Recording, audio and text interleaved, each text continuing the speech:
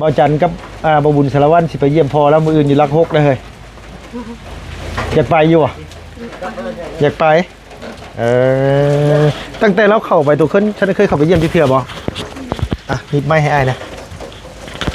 ยังบ่เคยไปเยี่ยมที่เทื่อโดยเท่าแม่เราเคยไปเยี่ยมอยู่เท่าแม่แม่เราไปอยู่เทื่อนึงไปเทื่อเดียวเนาะเพิ่นให้เยี่ยมบ่นางเยี่ยมแม่จะไปแล้วเยี่ยมอยู่เนาะโดยโดยเอาง่ายๆก็น้องอยากไปพี่น้องเอ้ยแต่ทุนทรัพย์เรื่องการเดินทางนี่แหละค่าห้องค่าหอนี่แหละอันสมมติว่าผู้ใหญ่เพิ่นเป็นดูอยากให้น้องไปพ่อหน้าพ่อนี่ก็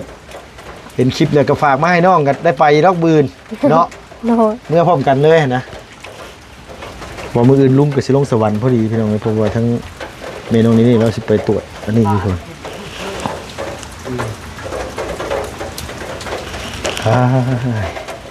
ใจจริงก็จะไปเยี่ยมนางเนาะจะไปเยี่ยมเธอหนึ่งก็บัดเงินหลายได้เหรอบัดเป็นล้านปลายพวกนั้นเพื่อคนเชียร์เยี่ยมก็เขาต้องแลนหันแลนนี่เอาเอกสารอันนู้นอันนี้อีกไปก็ต้องซื้อเนี้ยไปฝากอีกเนาะข้าเจ้าเลี้ยงเข่าบ่นางหรือว่าได้ไงล่ะได้ถามบ่ไม่เคยไปสักเทื่อไม่ถามแม่เจ้าบอกว่าอยู่ในหันเนี่ยเพิ่นให้กินอยู่แต่ว่าพวกเครื่องใส้พวกสบู่นี่เนาะพวกยาสะหัวสินะพี่น้องก็แบบว่าคันเฮาบ่ได้ไปเยี่ยมเรื่อยเพิ่นก็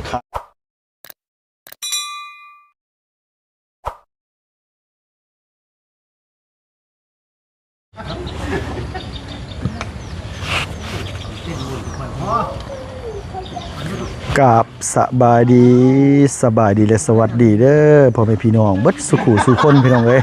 ระวังในและก็ต่างประเทศเนาะพี่เนาะที่เขามารับมาชมช่องของลุงเฮิมชาแนลคือเก่าคือเดิมเปิดคลิปมาพบมาพ่อกันมื้อนี้ก็พี่น้องเอ้ยหน้าตาก็บ่สดบ่ใสปานใดเนาะพี่เนาะทางบ้านแม่น้องนี่เพิ่นตกเลือดว่าซั่นว่าเพิ่นไปตรวจอยู่โรงพยาบาลลาวเวียดและเพิ่นมื้อนี้ใสออกมาผลตรวจออกมาว่าทางน้องน้อยเนาะพี่น้องเนาะหรือว่าทางลูกคนที่2ของลุงเฮิมที่อยู่ในท้องแม่น้องนี่นะเพิ่นบ่มีชีพจรหรือว่าบ่มีหัวใจเต้นแล้วว่าซั่นว่าแพทย์เพิ่นก็แนะนำออกมาว่าให้ลงไปห้องหมอแข้งพี่น้องเอ้ยใจจริงลุงก็ว่าสิลงไปมื้อนี้แหละแต่ว่ามันค่ำเติบแหละพี่น้องเนาะกับอีกอย่างก็ฝนตกรถโดยสารบ่มีพี่น้องเนาะพอดีว่าทางบ่าวบุญสารวัตรมื้ออื่นเพิ่นสิเดินทางกลับบ้านลุงก็สิลงไปในพร้อมทางบ่าวบุญสารวัตรเพราะว่าบ่าวบุญมันป่าเพิ่นยังมีเวียกอยู่พี่อยู่เพิ่นอาจสิยังบ่ได้ลงเมื่อว่าซั่นว่าพี่น้องเอ้ยก็เลย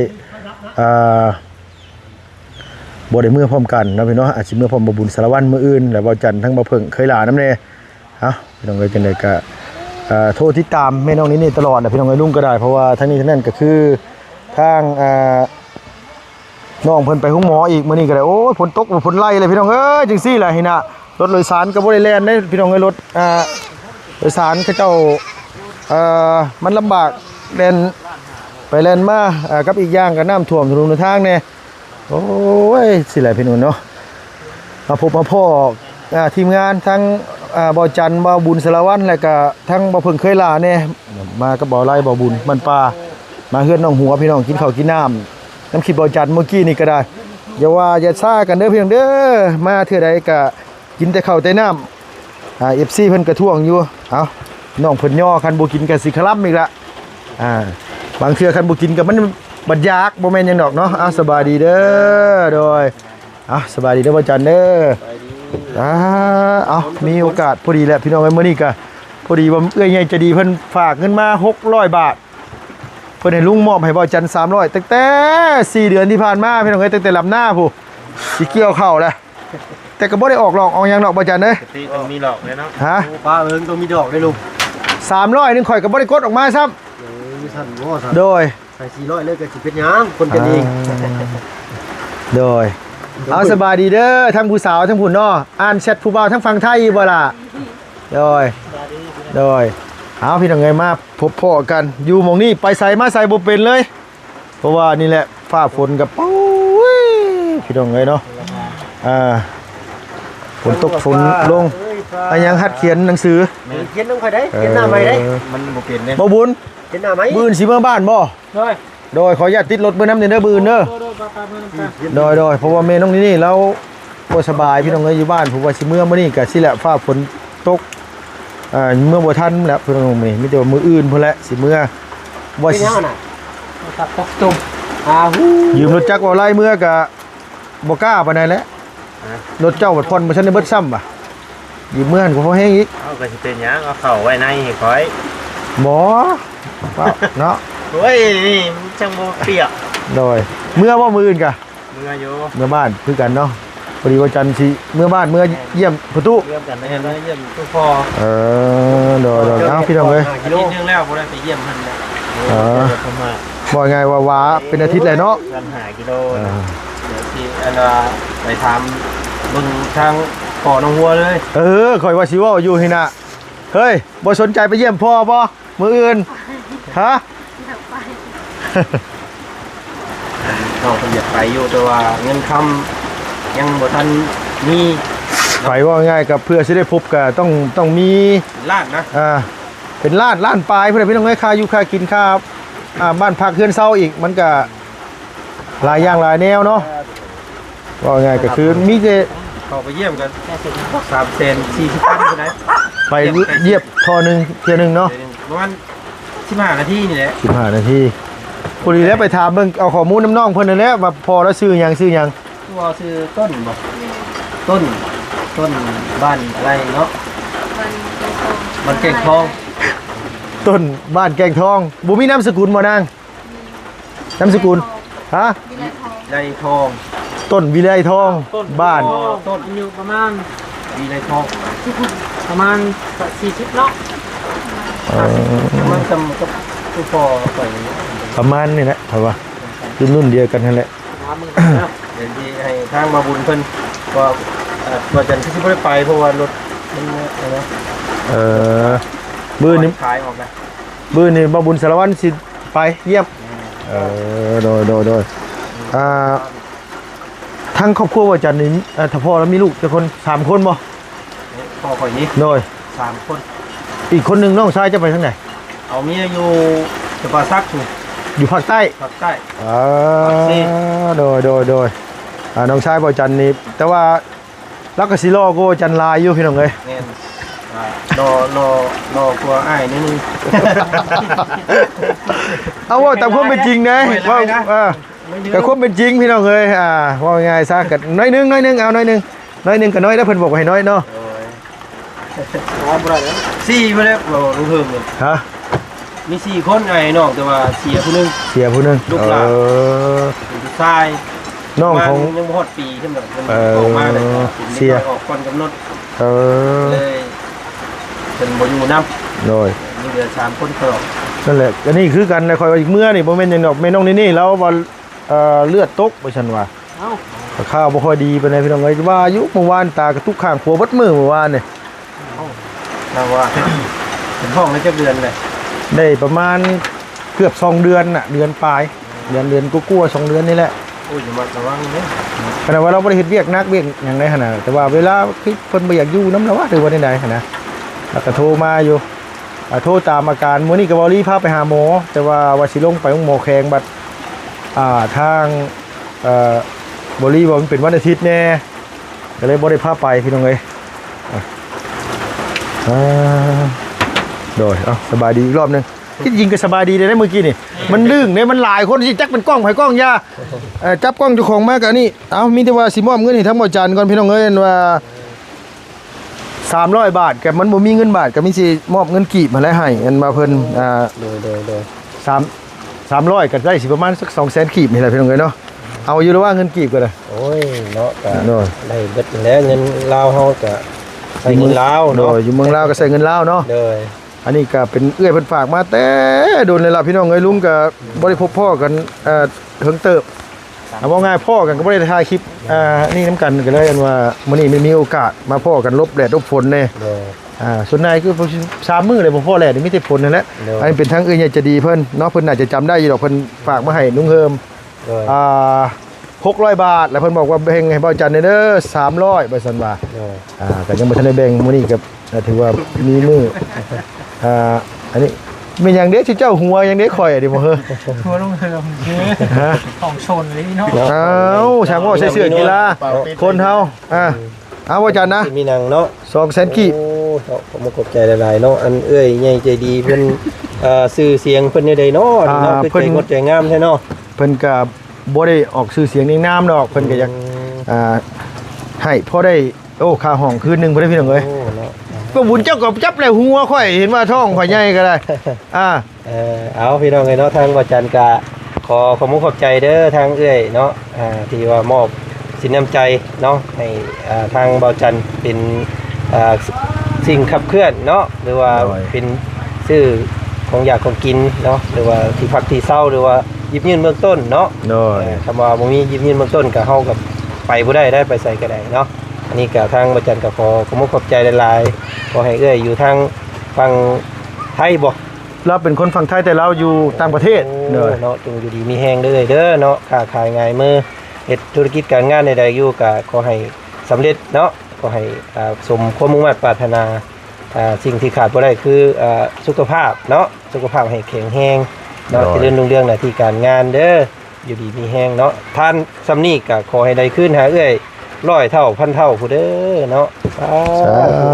ธุ ขอบ โด ใจ ย หลายๆเด้อเนาะขอบใจทางลุงเฮิมนำเด้อ โอ้ยเจ้าโดย เห็นว่าทางแม่น้องนี่เพิ่นตกลงตกเลือดว่าจันจนชิบบ่อยากเอาได้เงินเมื่อกี้นี่เนาะ โดยมันเป็นเริ่มเป็นมื้อวานนี่แหละว่าเริ่มเป็นมื้อวานนี่แต่ว่าไปตรวจลุงหมอบุญโฮมแหละเพิ่น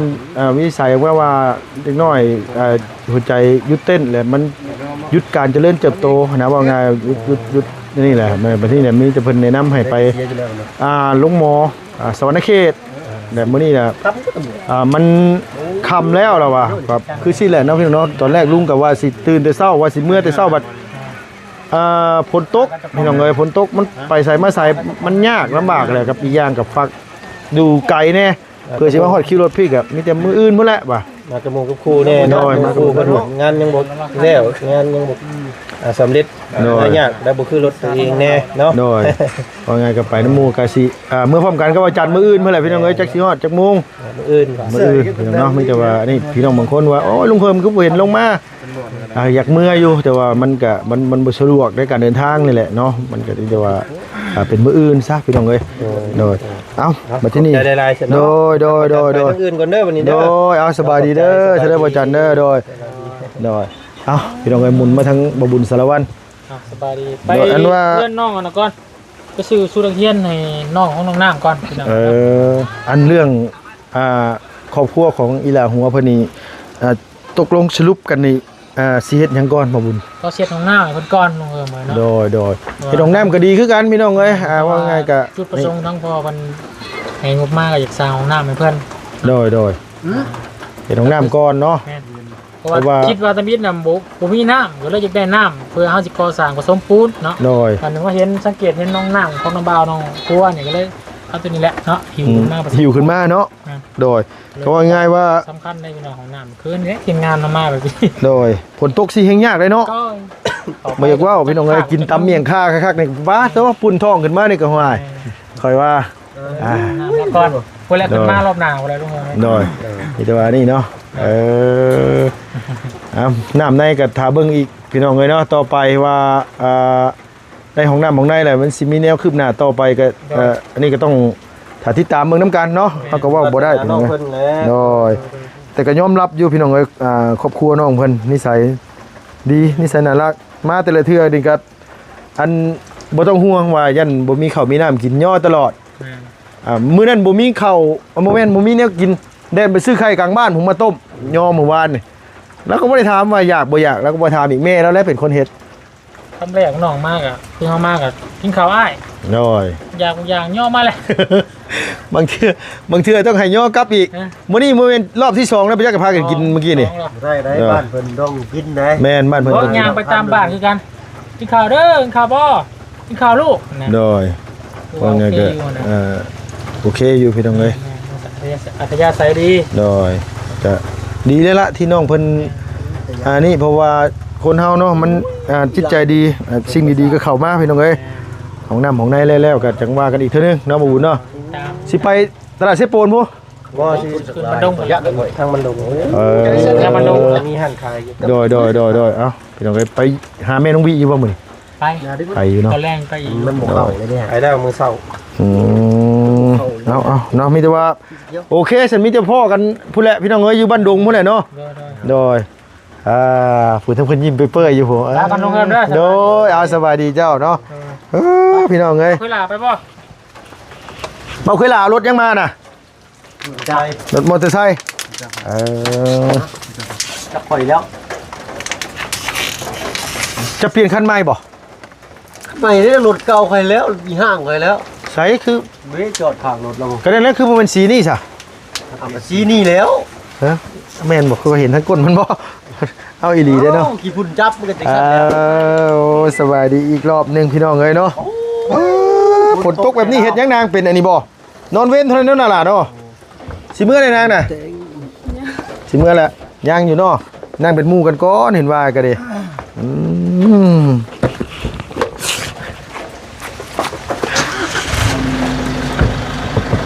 ฝุ่นเล่นไปยังอีกวุ้นอ่ะ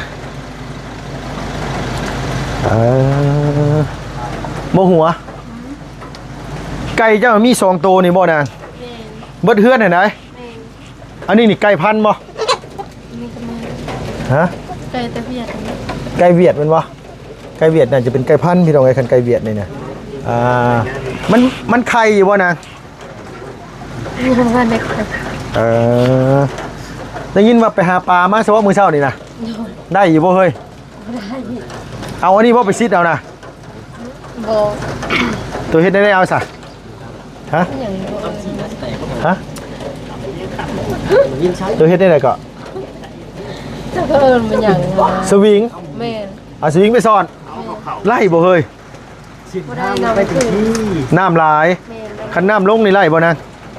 พอได้กินเนาะ พูดเลยเซโปน ลอยเจ้ามาอุ้ยก็ขี่รถจักรมาดู ฝนตกก็เฮ็ดหยังบ่เป็นแนะนำขึ้นหลายบ่นาง นี่มันบนทางในตู้กูไป ท่วมแถวเฮือนนั่นว่า ลงวิ น้องบุตรได้บุตรบ่แม่นท่วมโดแถวเฮือนโตโมเลยแน่เนาะเฮ้ยขึ้นฮอดตีนเฮือนยังยังคันสมมุติว่าน้ำขึ้นฮอดตีนเฮือนพุ่นนี่แถวพี่นี่ท่วมบ่นะคันฮอดเฮือนน้องบุตรนี่นะทางนี้นี่บ่เรือจังเลยไปได้ ลอยลองเข้าได้ซั่นเนาะว่าง่ายๆซะพี่น้องเอ้ยตอนแรกก็นึกว่าทางทีมงานสิเฮ็ดเจ้าน้ำให้น้องเพิ่นก่อนแต่ว่าบ่บุญสารวัตรมาเฮ็ดห้องน้ำก่อนว่าซั่นว่าห้องน้ำก็ดีคือกันพี่น้องเอ้ยคันว่ามื้อหน้าฮกไปมีเงินมีทองก็ยังพอได้เจ้าน้ำเจ้านายต่อเนาะบ่จันกับบ่บุญสารวัตรสิไปเยี่ยมพ่อแล้วมื้ออื่นอยู่ลักฮกได้เฮ้ยอยากไปอยู่อ่ะอยากไปตั้งแต่เราเข้าไปตัวขึ้นฉันเคยเข้าไปเยี่ยมที่เทื่อบ่หยิบไม้ให้อ้ายนะยังบ่เคยไปเยี่ยมที่เทื่อ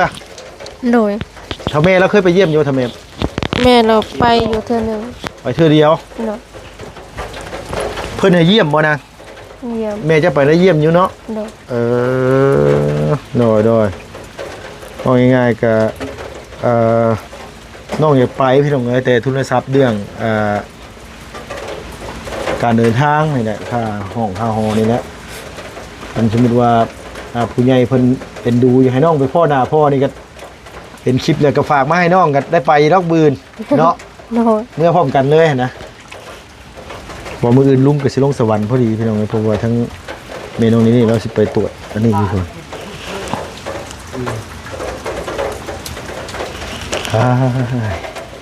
ใจจริงก็จะไปเยี่ยมแล้วนางเนาะ โดย จะไปเยี่ยมเธอหนึ่งก็เบิดเงินหลายได้เฮ้ยมันเป็นล้านปลายพวกนั้นเพื่อเป็นเชียร์เยี่ยมก็เขาต้องแล่นหันแล่นนี่เอาเอกสารอันนู้นอันนี้อีกไปก็ต้องซื้อเนี้ยไปฝากอีกเนาะข้าเจ้าเลี้ยงเข่าบ่นางหรือว่าได้ไงล่ะได้ถามบ่ บ่เคยไปจักเทื่อ ไม่ถามแม่เจ้าว่าแบบอยู่ในหันน่ะเพิ่น เพิ่นให้กินอยู่ เ แต่ว่าพวกเครื่องใช้พวกสบู่นี่แหละเนาะพวกยาสระหัวสินะพี่น้องก็แบบว่าคันเฮาบ่ได้ไปเยี่ยมเรื่อยเพิ่นก็ขาดแคลนตัวนี้นะเพิ่นบ่มีแต่ว่าคันมีหมู่มีพวกเพิ่นแบ่งให้ใช้ก็ได้ใช้กับหมู่ที่อยู่ในคุ้มขังเดียวกันนั่นแหละอาทิตย์จักปีแล้วนะ สิเขา3 ปีแล้ว สิเข้า3 ปีแล้ว โดย โดยที่เพิ่นมาจับมีเห็นนำบ่เห็นยานำบ่อ๋อเห็นยานำ โดย เอาง่ายว่าเห็นของกลางนำเลยเพิ่นก็เลยติดโดนเนาะเพิ่นตัดสินจักปี บ่ฮู้ บ่ได้ถามแม่เจ้าบ่แม่เจ้าก็บ่ฮู้คือกัน แม่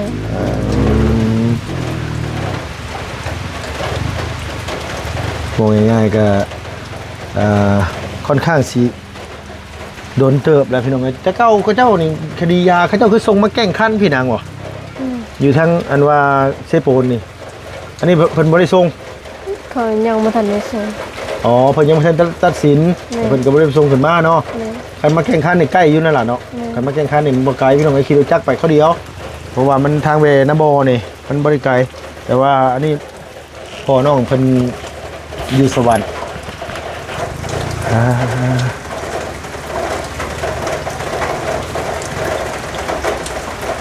ถามความรู้สึกตอนเรายังอยู่กับตอนเรา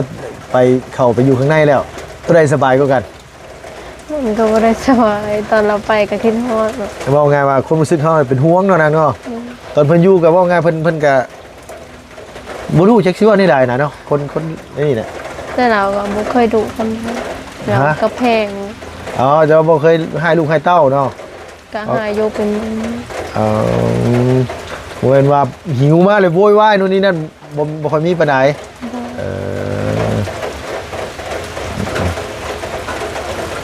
ทางหันมาทางนี้พี่น้องกันบัดนี้เป็นยังไงเขานำจำปาอยู่เฮือนมีกินอยู่บ่ฮะซื้อข้าวโลเอา100,000ลุงให้มันได้จักโลนั่งเขาจะถามฮอดบ่หาหรอ7 โล100,000ได้7 โลเลยพี่น้องเอ้ยหมายความว่าโลนึงตก10ปลายพันจักคนกินข้าวบัดนี้นะ5 คนเบิดมื้อนึงฮอดบ่2 โลประมาณก็ถือว่าบุตรบ่ได้ไปเฮ็ดเวียกนี่บ่มีเงินมาซื้อข้าวแล้วเฮ็ดได้ซะโอ๊ตคนกินข้าวบัดผู้เดียวเฮ็ดเวียกพี่น้องในวันนี้น้องคนที่จิตเจ้าก็ใหญ่อยู่บ่นะจิตเจ้าใหญ่อยู่บ่แต่เขาเจ้าเฮ็ดเวียกได้แหละบ่ใหญ่แล้วแต่ว่ายังเฮ็ดเวียกบ่ได้อยู่เนาะโดยโอ้ยก็คือผู้เดียวน้องหาเงินพี่น้องเอ้ยคือฝนตกสิบ่มีคนจ้างนี่คือเรียบร้อยเลยภาวนาบ่ให้มันตกหลายมื้อได้หน่อยเนาะมันตกหลายมื้อบัดเข้าเฮากินซุมื้อบัดนี้บัด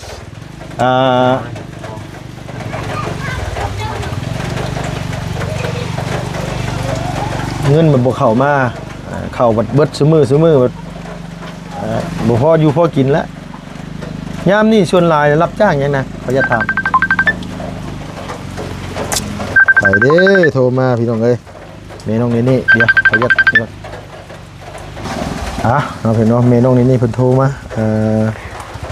บ่รู้ว่าเรามีหยังเดี๋ยวขออนุญาตอันว่าโทรหาเราก่อนมีว่าสู้ๆท่านแหละเนาะเฮ้ยเนาะจะไปเยี่ยมพ่อก็บ่มีเงินพี่น้องเอ้ยตะลุตนซาดถ้าสมมุติว่ามีนี่มื้อไปบ่ ไปเนาะ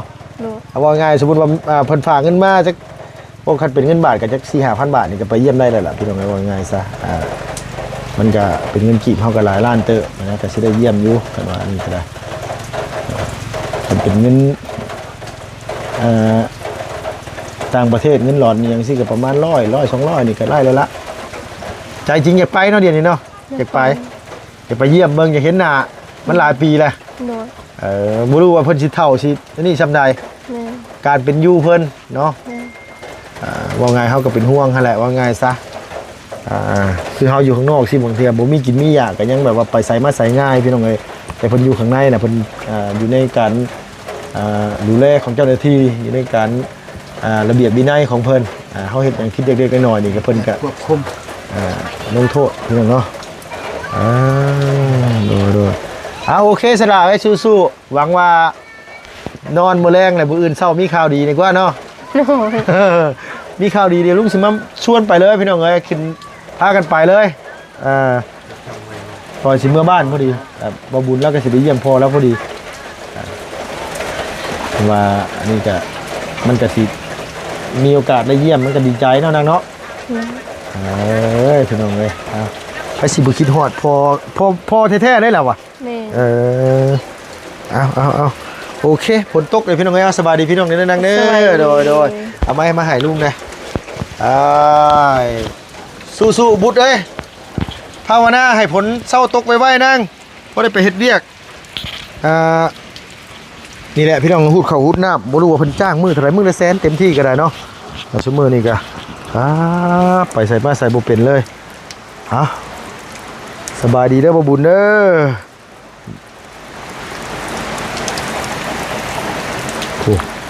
ต้นขี้เล็กออกดอกเต็มอยู่พี่น้องเลยเอาเนาะพี่น้องสำหรับคลิปนี้ลุงก็ขออนุญาตจบคลิปก่อนพี่น้องเนาะขอขอบคุณขอบคุณขอขอบใจหลายๆที่พี่น้องเขามาเบิ่งมาชมที่กดไลค์กดแชร์ก็ถือว่าเป็นบุญเป็นกุศลของลุงเฮิมเลยล่ะพี่น้องเอ้ยที่พี่น้อง FC เขามาเบิ่งมาชมโดยที่บุคคลโฆษณาสำนีก็ถือว่าซอยลุงซอยทีมงานได้หลายเติบแล้วเนาะพี่เนาะในการขับเคลื่อนบุคคลโฆษณา